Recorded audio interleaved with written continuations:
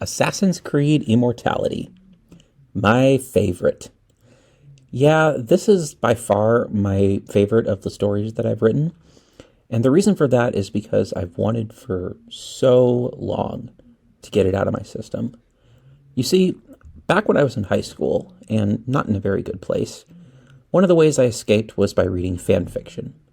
And I read one fan fiction in particular after Assassin's Creed 2 came out, Above the Serpentine.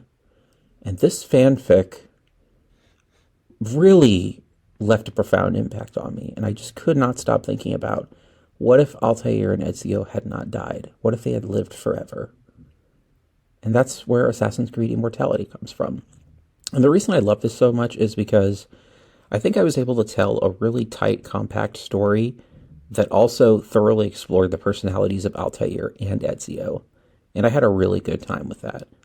I especially liked exploring how Ezio is not somebody who would want to live forever, not with how much he loves his family, not with all the people he would have to watch die, and not with how much of a people person he is.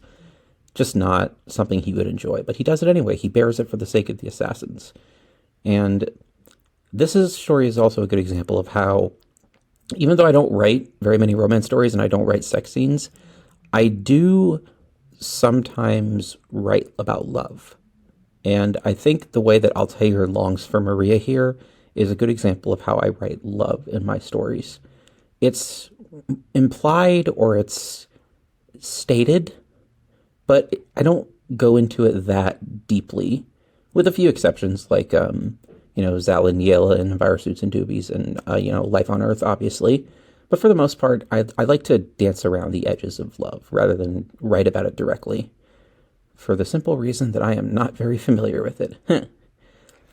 I liked rewriting Lucy in this. I liked making her loyal to the assassins, because I really wasn't a fan of the twist that she was a triple agent. Not a fan of that twist at all. Or I guess I think triple agent is the correct term. I just didn't enjoy that twist in the slightest when I found out about it.